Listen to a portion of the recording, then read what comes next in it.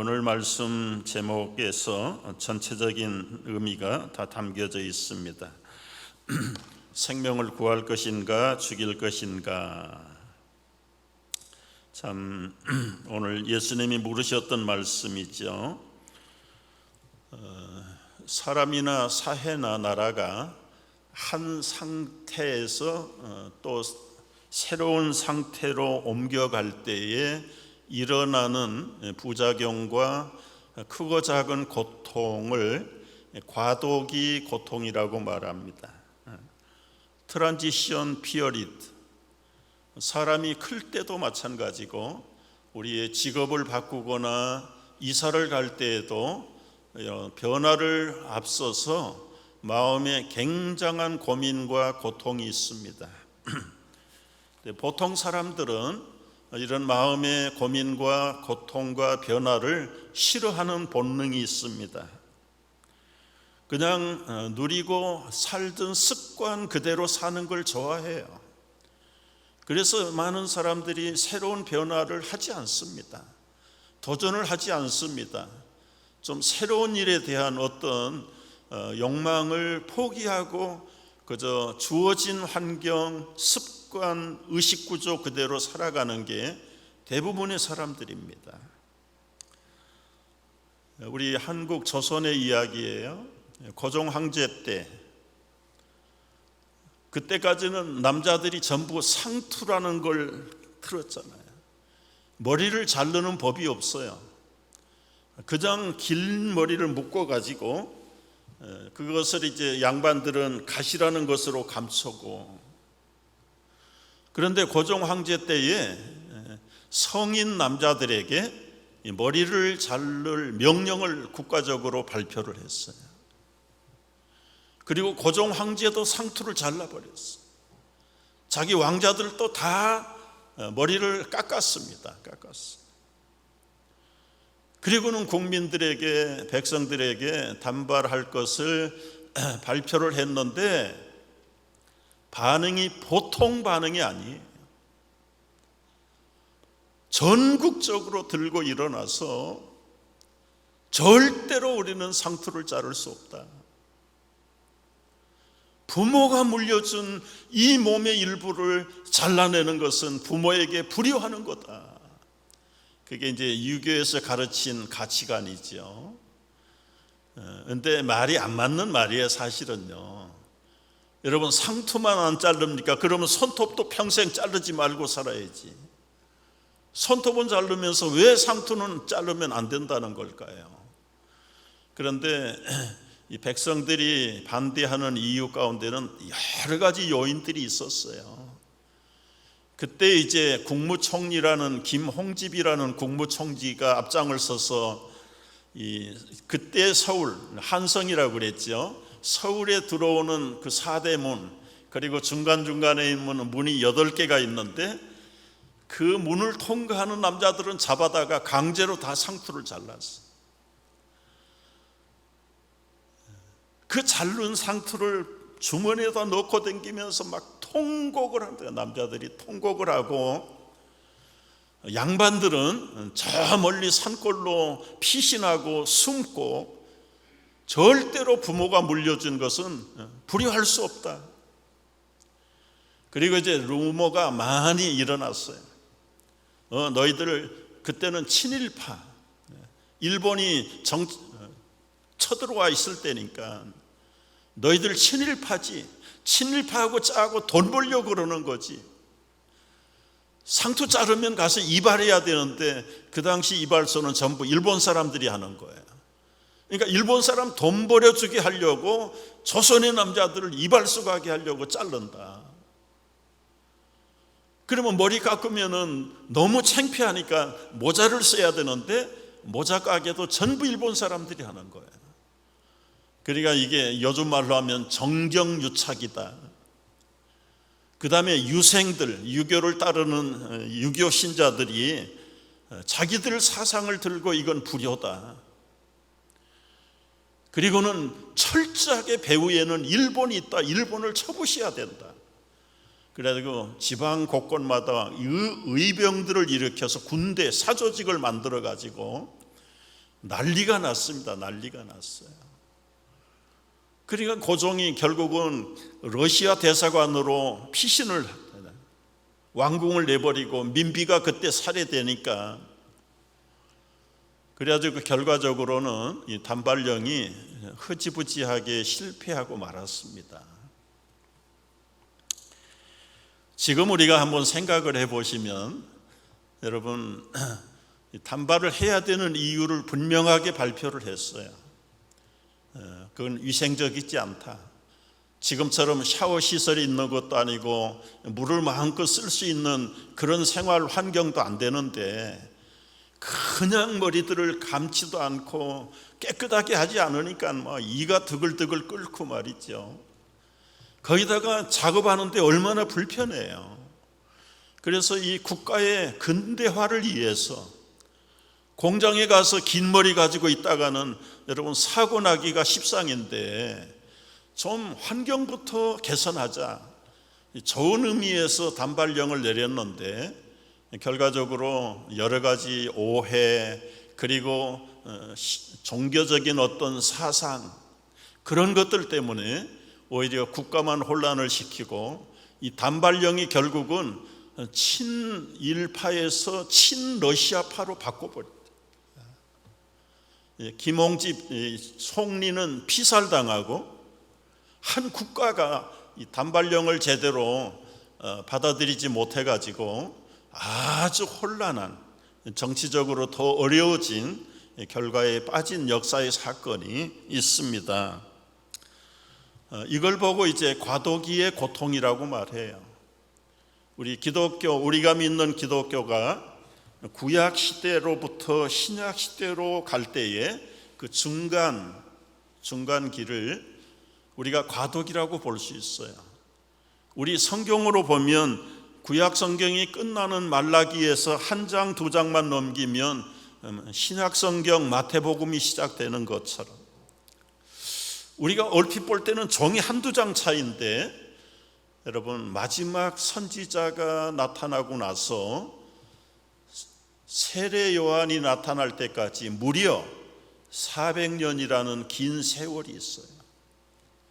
구약과 신약 속에 400년의 중간 시대가 있어요. 선지자가 나타나지 않는 거예요. 하나님이 선지자를 보내지 않았어요. 그래서 그 시대를 살아가는 유대인들은 굉장히 불안했어요. 정말 하나님이 우리를 버린 것인가? 하나님이 우리를 잊어버린 것인가? 우리의 미래는 어떻게 되는가?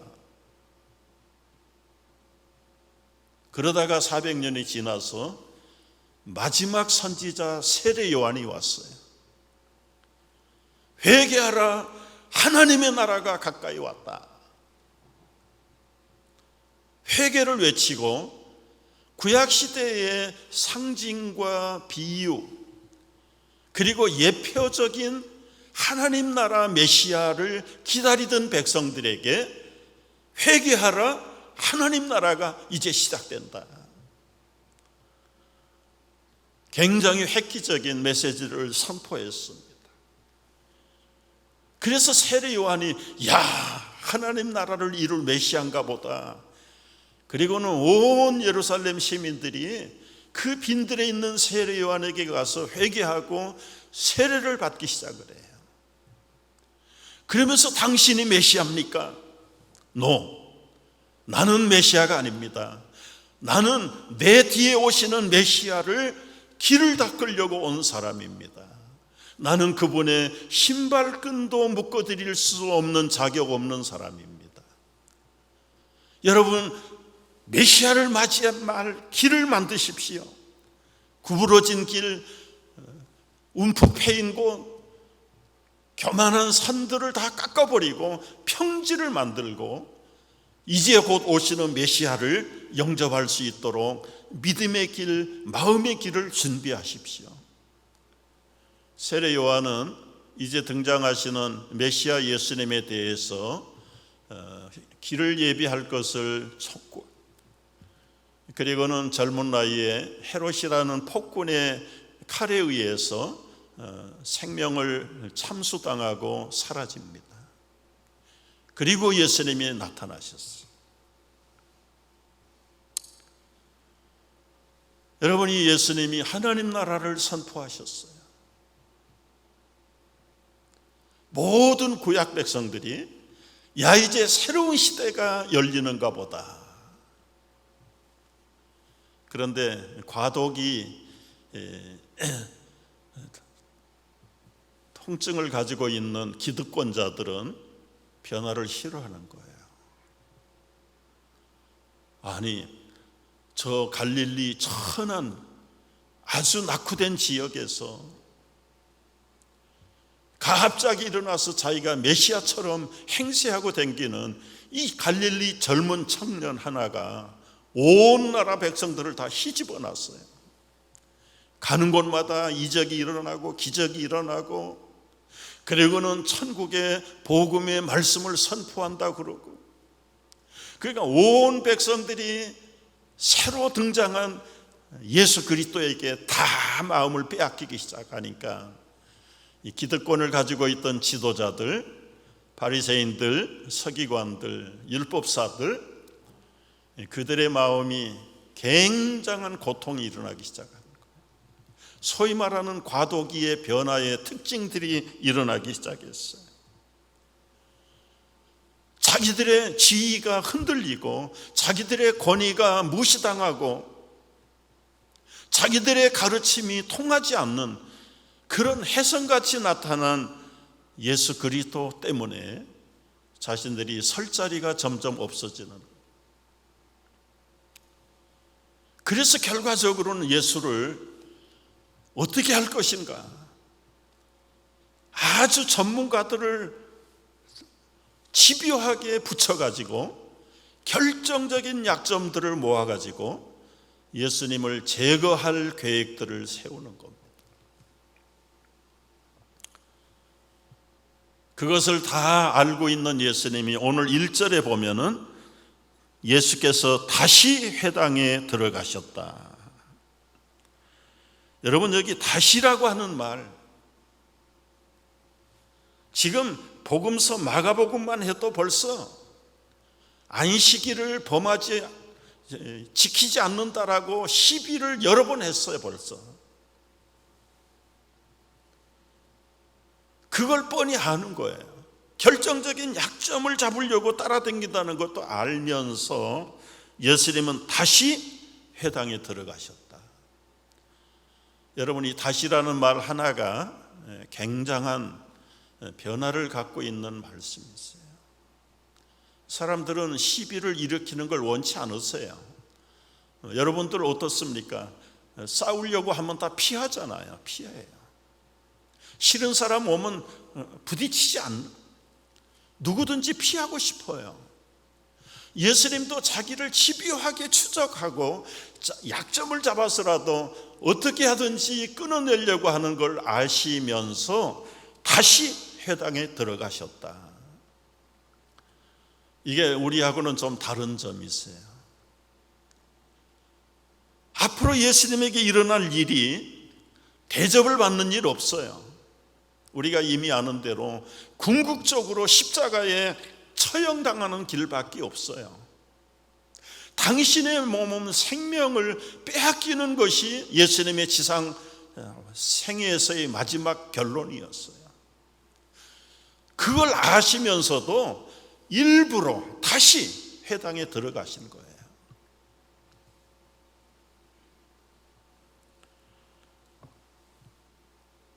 회당에 왜 들어갑니까?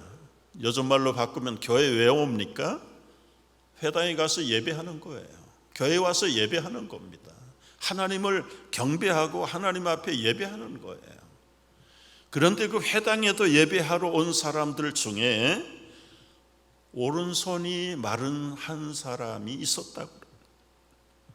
그러니까 건강한 사람만 나오는 게 아니라 다 약한 사람도 하나님 앞에 나와서 예배해야 되지요.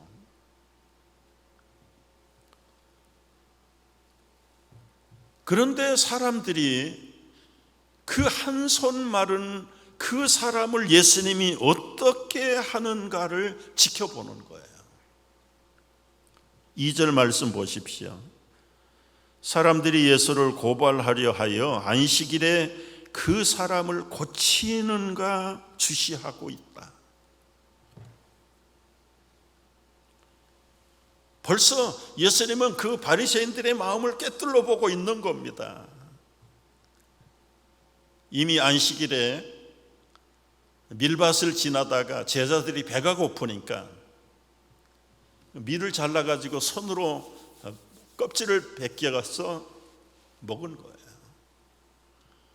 그러니까 바리새인들은 집요하게 따라다니면서 약점을 잡는데, 그 안식일에 이거 한 것이 노동했다는 거예요. 안식일을 거룩하게 지키라는 게 하나님의 율법이고 십계명에 사계명에 나오잖아요.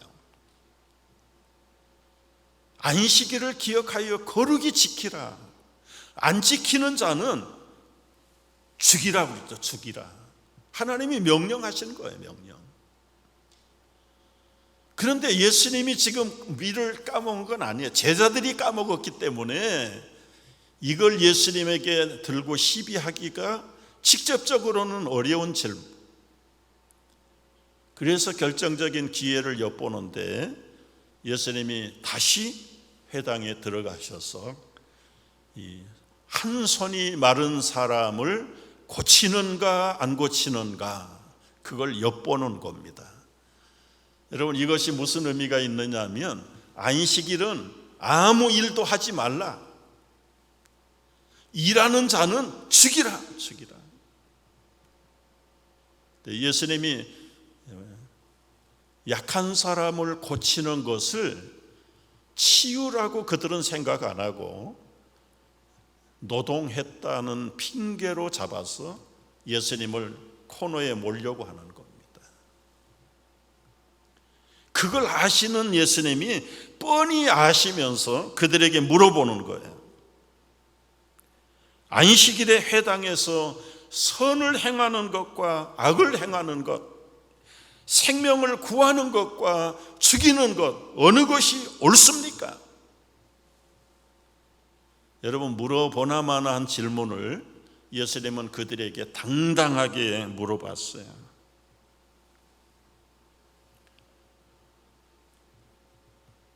여러분, 안식일 날 병든 사람을 고쳐주는 것이 노동입니까?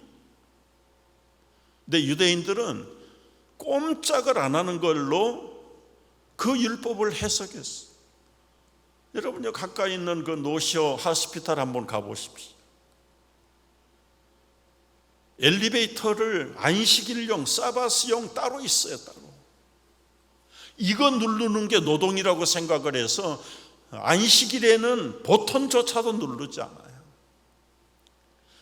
지금도 뉴욕에 사는 정통파 유대인들은요, 안식일은 토요일 날 해질 때, 금요일 날 해지는 시간부터 토요일 날 해질 때까지가 안식일이에요.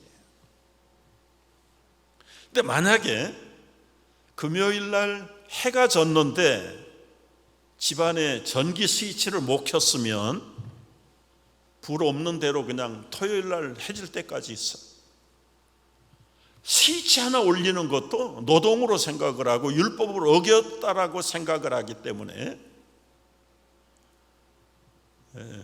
우리 어느 이웃이 테넌트가, 그 오너가 유대인이, 근데 아마 금요일 날 밤에 렌트비를 갖다 줬던가 보죠. 근데 사실은 돈 받으면 안 되거든요. 그러니까 안 받아. 안 받고 거기다 놓고 가라고. 놓고 가는데 하나 부탁이 있는데 그 스위치 좀 올려주고 가라고. 자기들은 노동하는 거 아니에요. 이게 얼마나 앞뒤가 안 맞는 이야기들입니까? 그럴 정도로 구약의 유대인들은 철저하게 안식일을 문자적으로 지켰어요. 문자적으로. 그런 바리새인들 앞에서 예수님이 한 손이 마른 불편한 환자를 고치는가 안 고치는가, 성경에는 그렇게 되어 있지만 일하는가 안 하는가를 엿보는 거예요. 노동하는가 안 하는가, 안식일을 범하는가 지키는가를 지켜보고 있는 거예요. 여러분, 사람이 왜 이렇게 되지요? 바리새인들의 약점이 있습니다. 율법주의자들의 약점, 특징 세 가지가 있는데요. 사람보다는 제도에 익숙해진 거예요.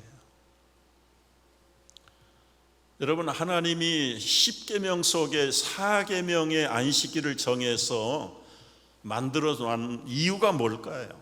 결국은 하나님을 위해서 안식일을 만드는 거 아니에요. 사람들을 위해서 그날만큼은 좀 편안하게 쉬어라. 일주일 동안 노동하고 일하고 얼마나 힘드냐. 그러나 안식일만큼은 하나님 예배하고 편안하게 좀 쉬어라. 미리 음식 좀 만들어서 맛있게 먹고, 그 하나님의 본질적인 의도를 사람들은 곡해를 하는 거예요. 곡해. 쉬라는 거, 생산적인 것 생각 안 하고 명령만 생각하는 거예요. 남종이나 여종이나 나그네라도 일을 시키면 안 된다. 그러니까 전혀 꼼짝하지 말아야 된다. 이 율법주의자들의 특징입니다. 이게 사람보다는 사람을 위해서 존재하는 안식일인데도 그 제도에 익숙해 있는 거예요. 제도. 여러분, 우리 한국 교회 초창기에도 이런 시행착오가 많았습니다. 대구 제1교회는 미국 선교사들이 와서 시작한 교회고 아주 굉장히 오래된 교회 중에 하나예요. 근데 옛날에는 이제 다 예배당에 방석을 깔고 예배를 드렸잖아요. 근데 한국적인 생활 환경 방식이 의자에 앉으면 좀 건방진 것이고 버릇 없고, 이 서양의 문화를 도저히 이해를 못하는 거죠. 그러니까 언제나 방석 깔고, 나이 젊은 어린 사람들은 무릎 꿇고 어른들 앞에서는 무릎 꿇고, 하나님의 높으신 하나님 앞에 예배 드릴 때 다 방석에 앉아서 무릎 꿇고 예배를 드리는 거예요. 그러다가 시대가 흘러서 점점 이제 서양 문화들이 많이 들어오잖아요. 고종 황제 때 단발령이 실패했다가 언제부터 머리를 깎게 됐을까? 누가 명령하지 않아도 외국에 여행을 한 사람들이 점점 많아지면서 세계를 돌아보니까 우리 조선이 얼마나 낙후하고 보기에도 불편해 보이는가. 그래서 그 사람들이 다 깎아버린 거예요. 여러분, 조선시대에 외국을 여행할 정도 같으면 최고의 퍼스트 클래스에 있는 귀빈들일 거 아니에요. 귀족들이 머리를 다 깎아버리니까 또 그게 유행병처럼 흉내내기 시작하는 거예요. 이 한국 사람들은 이게 바로 생각하는 게 없어. 그저 좋은 거 남의 모방하는 거, 유행 따라가는 거는 마음에 벽이 없어요. 삽시간에 그냥 다 깎아.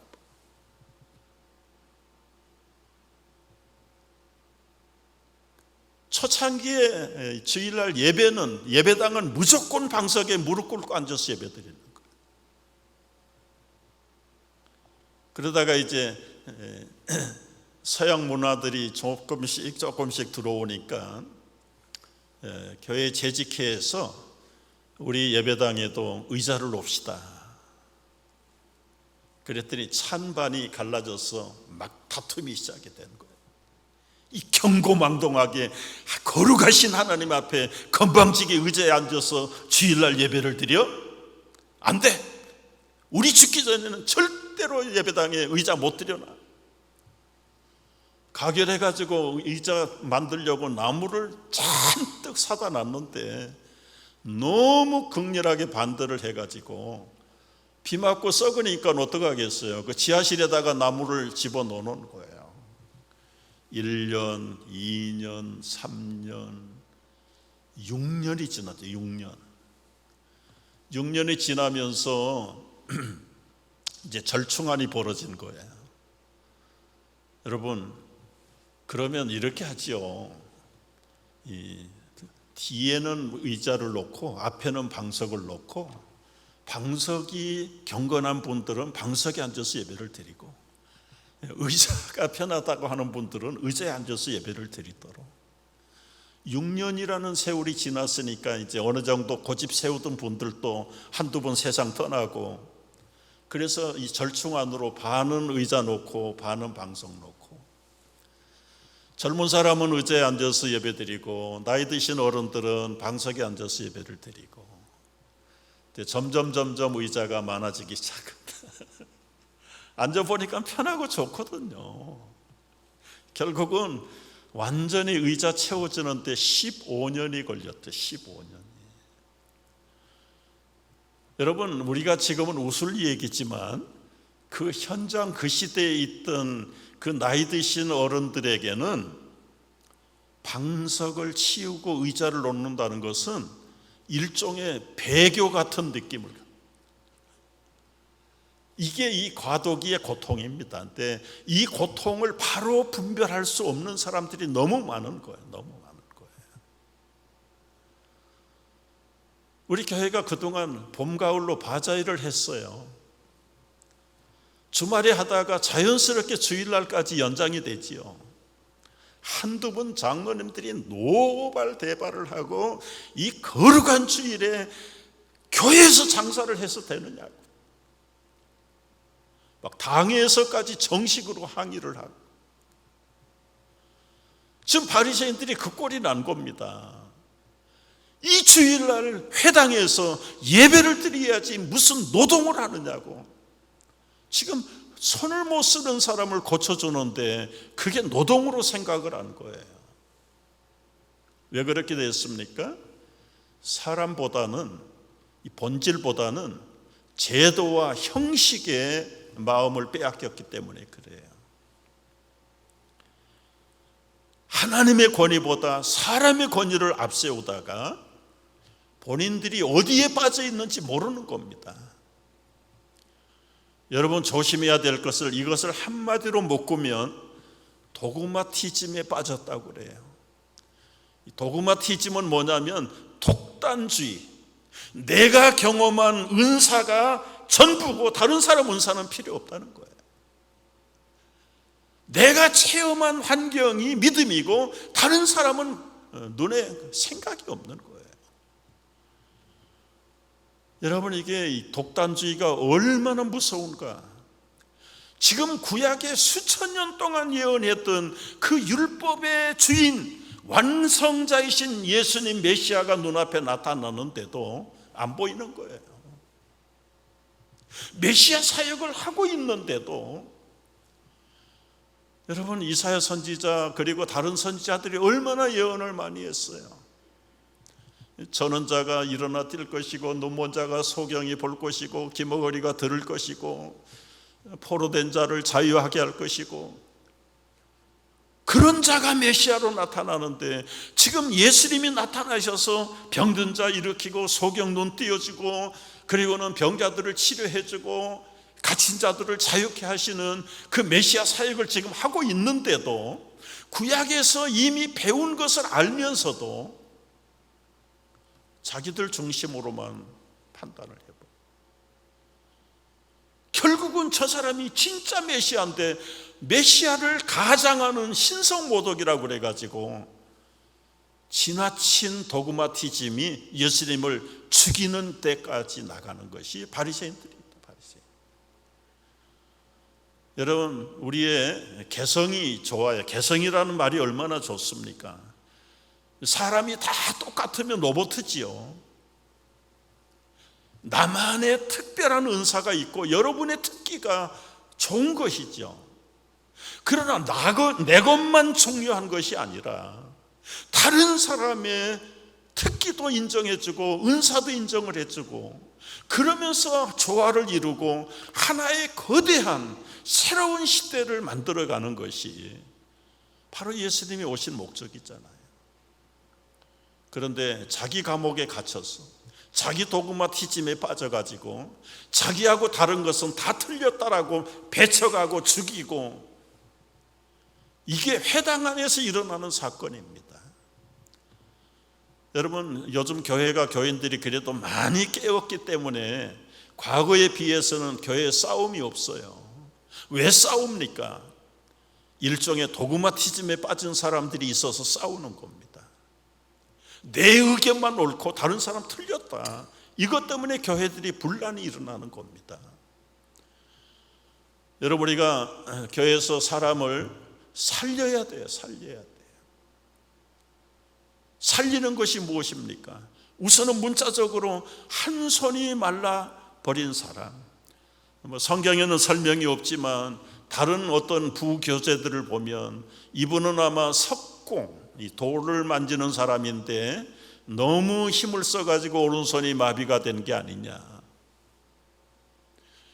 한 가정을 이끄는 가장이 직업을 갖지 못할 때에 일어나는 그 가족들의 비극은 뭐냐?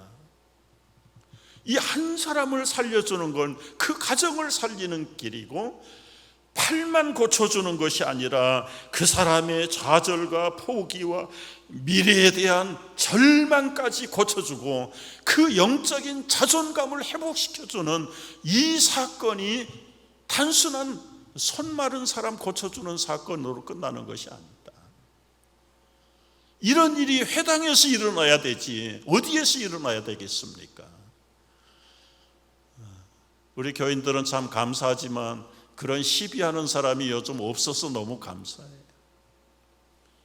도그마티즘, 자기 욕심, 자기 관습에 빠져가지고 새 것을 보지 못하고 다른 사람의 유익을 보지 못하는 이 도그마티즘, 자기 절대에 빠진 이런 사람들은 생명을 살리는 사람이 아니라 죽이는 사람이다. 죽이는 사람.